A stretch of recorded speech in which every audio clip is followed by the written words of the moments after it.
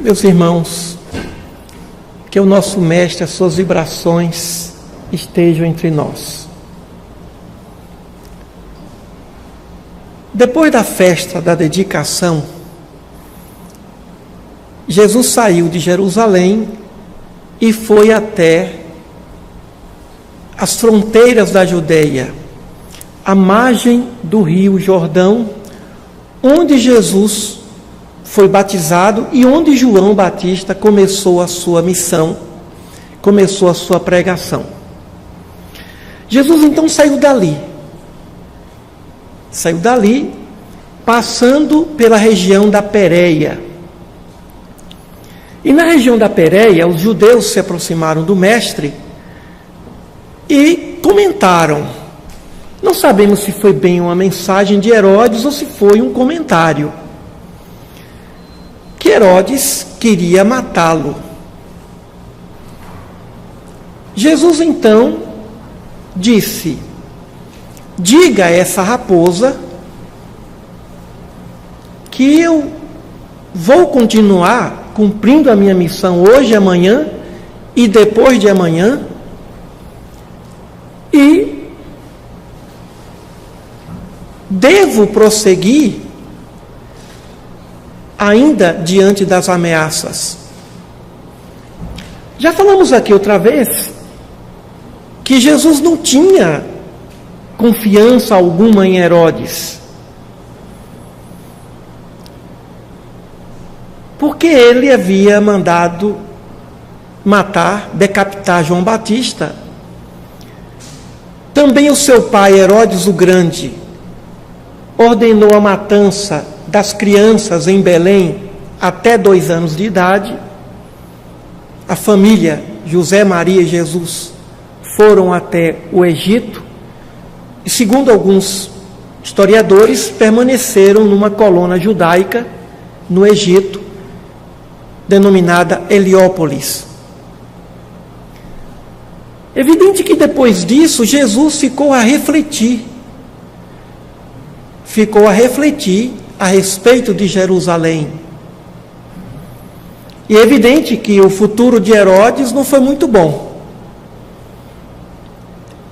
Ele foi exilado por Calígula,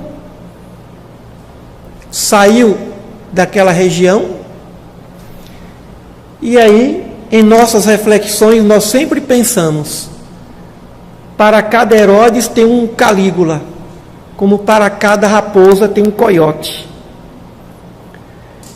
A lei natural, a lei divina, age de diversos modos. Não que alguém tenha de vir aqui como representante de coiotes ou de raposas. Até porque as raposas e os coiotes são filhos de Deus, são animais, mamíferos, e que têm grande importância diante do contexto da natureza. Mas ao chamar Herodes de raposa, Jesus disse que era uma pessoa dissimulada, astuta, uma pessoa que não merecia confiança. E ele, sempre coerente, agiu assim diante do interrogatório. Pilatos enviou Jesus para ser interrogado por Herodes. E Herodes fez muitas perguntas, inclusive uma muito importante: o que é a verdade? Jesus permaneceu calado. Não disse uma só palavra, mas diante de Pilatos, verificando ainda a sinceridade de Pilatos, ainda dialogou com Pilatos, mas com Herodes não. Jesus lia os corações, sabia a respeito. E como Herodes morava em Jerusalém, Jesus, acompanhando toda a evolução do planeta Terra, viu em um momento todos os acontecimentos históricos que ocorreram em Jerusalém. Jerusalém foi uma cidade fundada por Sem, filho de Noé, há quase 4.000 anos antes de Cristo. Depois ela foi organizada 2.600 anos antes de Cristo. Ela foi reorganizada como cidade. O fato é que Jerusalém é uma cidade de grande importância na história da fé da humanidade. Porque há quem diga que Sem teria sido o sacerdote Melquisedeque, o grande sacerdote de Jerusalém, sacerdote do Deus Altíssimo. Outros dizem que Melquisedeque seria a própria figura do Mestre, do Cristo, personalizada. O fato é que Abraão foi orientado, por que não dizer iniciado, o grande pai da fé monoteísta, Abraão, foi orientado por Melquisedeque. Portanto, teria Sem fundado Jerusalém. Depois de muito tempo, na época de Nabucodonosor, rei da Babilônia, Jerusalém foi totalmente destruída, dizimada. Jerusalém foi destruída 2 vezes. Há mais de 500 anos antes de Cristo e no ano 70 depois de Cristo, por um comandante denominado Tito, que mais tarde seria chamado imperador de Roma. E nessa destruição, no ano 70, mais de 1.100.000 pessoas foram assassinadas. A maioria judeus. Cerca de 100.000 pessoas foram escravizadas. Nessa época, o templo de Jerusalém foi totalmente dizimado, destruído, cumprindo a profecia do Mestre que disse que não ficaria pedra sobre pedra. Estão vendo esse templo bonito, lindo? Eu vos digo que não ficará pedra sobre pedra. Só restou um muro, denominado Muro das Lamentações. Jesus havia dito que um profeta não poderia viver sem estar em Jerusalém e que não deveria morrer se não fosse em Jerusalém. Mandou recado a Herodes que continuaria em Jerusalém e certamente isso lhe custaria a vida. Jesus sai dali, daquele lugar, e opera algumas curas, e depois prossegue na Pérea. E na Pérea ele lamenta, ele sofre, ele sente a dor. Jerusalém, Jerusalém, que apedreja, que mata os profetas. Quantas vezes eu desejei unir os teus habitantes, é lógico, como a galinha que protege os seus pintinhos sob as asas. Meus irmãos, vejamos a beleza da misericórdia e do amor do nosso Mestre, se utilizando de uma figura de um animal, antes chamou raposa, agora galinha, dando a entender o zelo, o cuidado que ele teve por aquele lugar. Uma cidade considerada sagrada, onde ali reúnem interesses de 3 grandes religiões do mundo: o cristianismo, com mais de 2 bilhões de cristãos, de seguidores, o judaísmo e os muçulmanos e o islamismo. 3 grandes religiões. O islamismo com mais de 1.500.000.000 de seguidores. Religião organizada por Maomé. Tão importante para aquela região. Então Jerusalém é uma cidade símbolo de fé, de esperança, de oração, de comunhão com Deus. E depois ele prossegue dizendo que Jerusalém não iria mais vê-lo até que ele fosse chamado e se dissesse: bendito é aquele que vem em nome do Senhor. Alguns tradutores, alguns estudiosos dizem que ele falou que ele não apareceria até a sua entrada triunfal, aquele domingo inesquecível. Outros dizem que Jesus falava que a cidade deveria evoluir, o povo deveria crescer, evoluir, até que pudesse entender a sua mensagem. Independentemente das interpretações imediatas ou mediatas, Jesus demonstrou o que fazem os espíritos superiores, aqueles que nos protegem, quando os protegidos não querem ouvi-lo. E os espíritos respondem no Livro dos Espíritos a Allan Kardec: eles se afastam. Claro que não totalmente, mas se afastam, até que sejam chamados e até que o protegido, antes endurecido, agora sensível às orientações espirituais.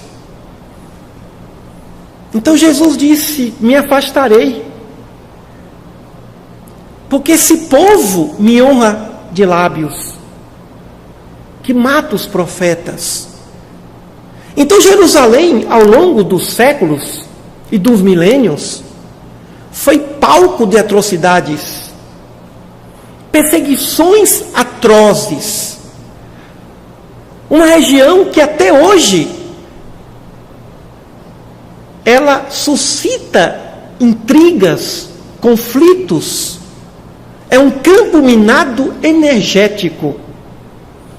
Talvez não exista cidade no mundo tão sensível aos conflitos do que Jerusalém.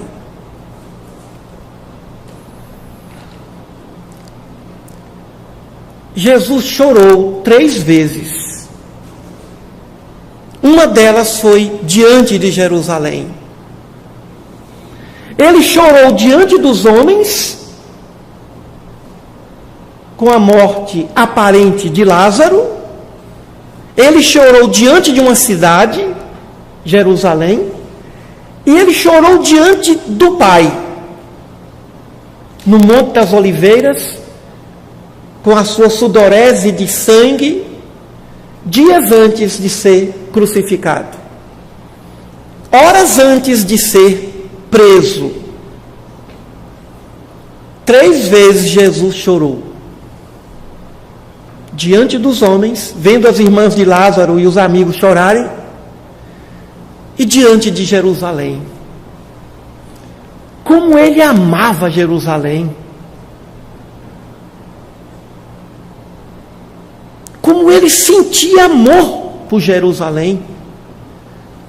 Por tudo que Jerusalém representou e representa na história da humanidade. É a cidade mais sagrada do planeta Terra. A cidade de maior história de fé. Nenhuma outra se iguala. É um campo energético de destruição. É um portal energético de sofrimento, de lutas, por conta de um atavismo religioso. Jerusalém, Jerusalém, que mata os profetas. Mas a nossa Jerusalém de hoje não está circunscrita àquela capital de Israel. A nossa Jerusalém é o planeta Terra. Se Jesus sentiu por Jerusalém o que demonstrou sentir, o que ele não sente por esse aprisco que é o orbe terrestre, que ele viu nascer, que ele contribuiu para que existisse arquiteto de Deus, que é. O planeta Terra é a Jerusalém do Mestre. E ficamos a imaginar que esse planeta levou bilhões e bilhões de anos para chegarem à condição de abrigar a criatura humana. E ele deve dizer até hoje: terra, terra, onde ainda as injustiças imperam, onde ainda as desuniões graçam, onde ainda os conflitos estão longe da fraternidade e a justiça foge diante do coração endurecido dos seres humanos.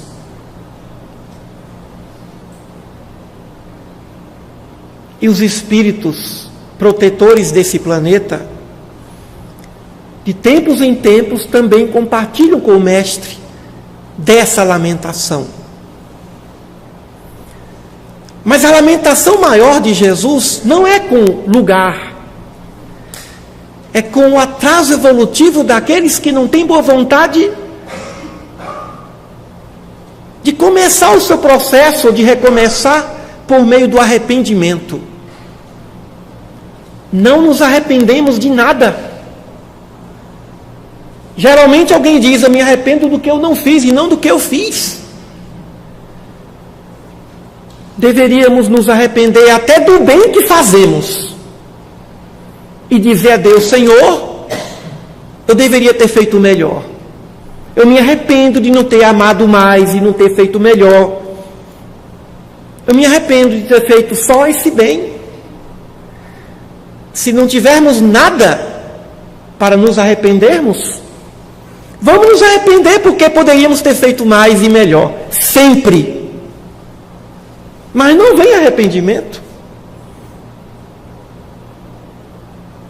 A situação mais difícil, a coisa mais rara de se ver, é uma alma arrependida. Uma alma arrependida é como um grama de ouro numa montanha.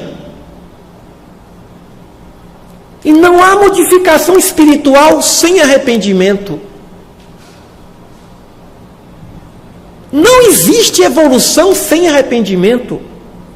Imitação sem arrependimento não se sustenta. É cheque sem fundo. Não suporta as tentações. Não suporta os desafios. Mas uma alma que vem, que emerge das profundezas do seu arrependimento, ela não volta mais à condição que era. Nunca mais. O que Jesus queria dos habitantes de Jerusalém? E o que ele quer de nós? O que João queria de nós, João Batista? Arrependei-vos. E nós pensamos que arrependimento é só para pecador. Aquele que mata 1000. Aquele que matou não sei quantos. Arrependimento é para todos nós. Até os que praticamos o bem. Senhor, eu me arrependo de não ter feito melhor.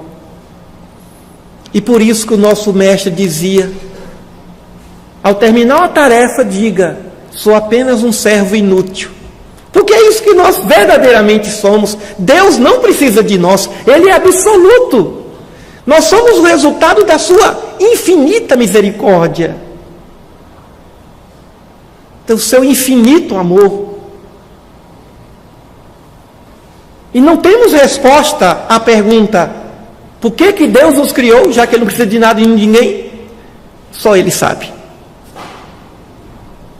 Talvez a melhor ou a única resposta seja: por causa do seu amor. Então, ao ao sentir o lamento de Jesus por Jerusalém, esse sentimento de misericórdia, de piedade, imaginamos o que os espíritos amigos sentem por nós. Lamentam nossas condições primárias de evolução. Lamentam. E precisamos construir um mundo novo. É verdade que não é possível modificar o passado, mas é dever nosso corrigi-lo. O passado tenebroso deve ser corrigido. Nenhum passado que deteriora, que prejudica a evolução humana, ficará sem ser corrigido. E não saireis daí enquanto não pagares o último ceitil, o último centavo. Os passados os quais nós nos envergonhamos não poderão ser modificados, é evidente. O que passou, passou. Mas devem ser e podem ser corrigidos. Porque essa é a função da lei divina e essa é a função do processo de evolução espiritual. Jesus nos conhece a todos. E não raras vezes ele lamenta a nossa condição, como lamentou a condição evolutiva daqueles habitantes de Jerusalém. Sabia que o templo seria destruído, sabia que Roma destruiria aquela cidade santa, e chorou, e sofreu. E essa não é uma condição humana, é uma condição divina desse ser, filho do homem.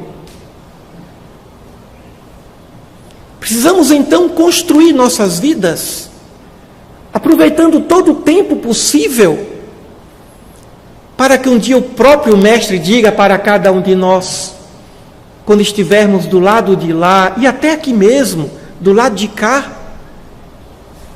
bendito aquele que vem em nome do Senhor. É isso que nós vamos receber dele, quando estivermos diante dele. Bendito aquele que vem em nome do Senhor Deus, de Abraão, de Isaque e de Jacó. E precisamos construir obras dignas de arrependimento. De que adianta todo o saber do mundo? De que adianta toda a inteligência, toda a ciência,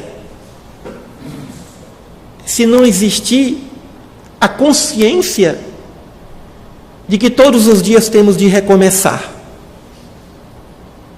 Fazendo o melhor a cada momento.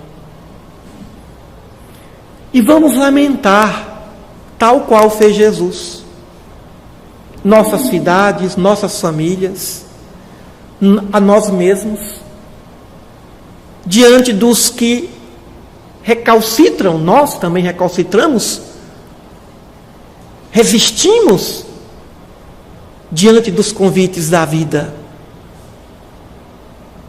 O nosso mestre foi um ser solitário. Poucos entenderam sua solidão, sua nostalgia, seus pensamentos altos. Mas essas frases de Jesus perduraram ao longo dos milênios. As lamentações de Jesus diante dos discípulos. E foi por isso que ele disse para aquelas mulheres na sua via crucis: não choreis por mim em Jerusalém, mas choreis por vós mesmas e por vossos filhos. Porque ele sabia do sofrimento que se abateria àquela cidade santa. Não choreis por mim, filhas de Jerusalém.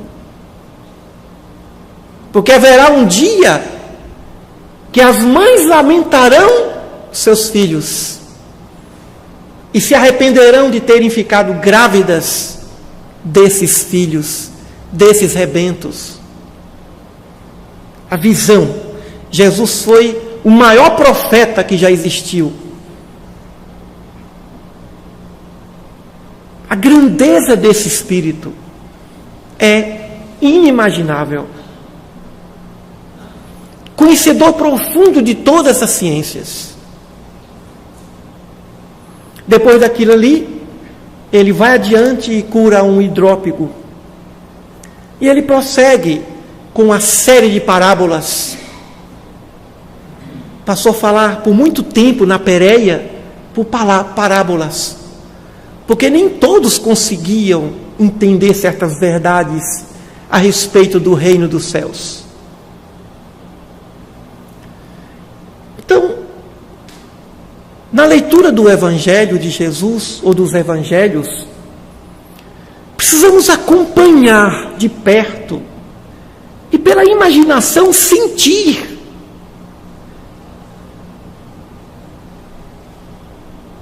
os sentimentos de Jesus. Sentir essa piedade, sentir esse amor próximo.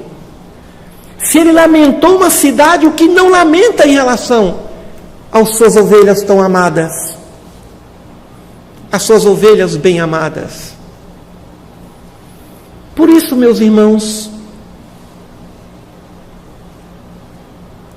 nos consolemos e abramos os nossos corações para o novo, a boa nova, para as lágrimas, mas também para a felicidade de sermos seguidores do Cristo de Deus. Não tenhamos medo. Como ele disse, não tenhais medo dos que matam o corpo. Não tenhamos medo. Ele está conosco. Jesus, a sua história não terminou no Gólgota. Ali começou uma outra história. O fim da vida de Jesus não foi na crucificação. Jerusalém crucificou. Mas em Jerusalém, ele reapareceu. Jerusalém devolveu. Para que depois ele pudesse prosseguir e continuar entre nós. Não desistamos nunca desse discipulato, dessa condição, dessa sensação de proximidade com o Mestre.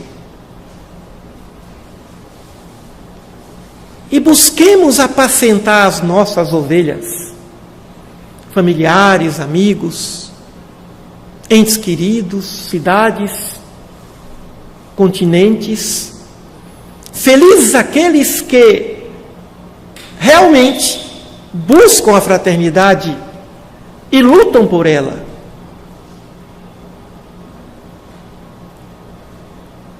É a condição, é a redenção, é a aleluia dos anjos, é a boa vontade dos pastores de Belém, é a alegria de Madalena ao anunciar Jesus ressuscitou ou reapareceu. Alegria dos apóstolos, dos queridos e amados apóstolos de Emaús. Como é emocionante o encontro de Jesus com os discípulos de Emaús, que conversavam com aquele homem e só depois de muito tempo descobriram que se tratava do Mestre. Nós somos os discípulos de Emaús. Não conhecemos direito Jesus, mas Ele chega até nós e nos conforta e nos consola. E depois que Ele passa, é aí que nós sentimos que se tratava dele. Jesus nos visita sempre, muito mais do que nós imaginamos, cada um de nós. Isso não é fé, isso não é uma imaginação, isso se trata de uma realidade. Tanto que ele disse, quando 2 ou mais pessoas estiverem reunidas em meu nome, aí eu estarei. E quando o indivíduo ora, ainda que esteja sozinho, vai se aproximar de outro, ainda que seja um espírito desencarnado. Aí tem 2 pessoas, porque ninguém ora sozinho, ainda que esteja fisicamente sozinho. Aí ele estará. Que beleza, que grandiosidade! O sol não precisa estar na terra para brilhar em toda parte. Jesus é o nosso sol espiritual. Ele brilha de onde ele estiver em nossas vidas, em nossos corações. Choramos hoje, bem-aventurados que choram,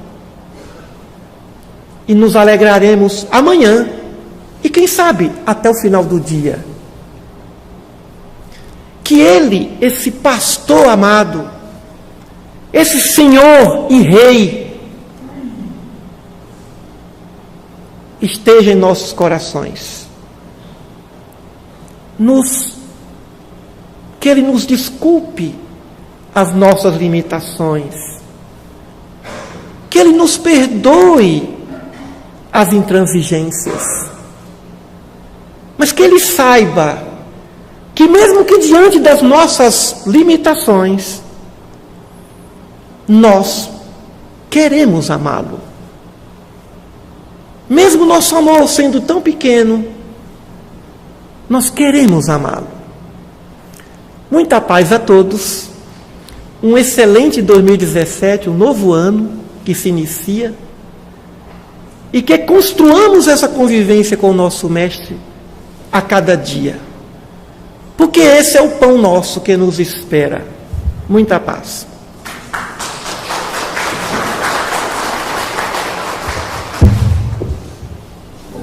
Nós agradecemos o nosso irmão Emílio e vamos passar para a segunda parte, a hora sublime do passe.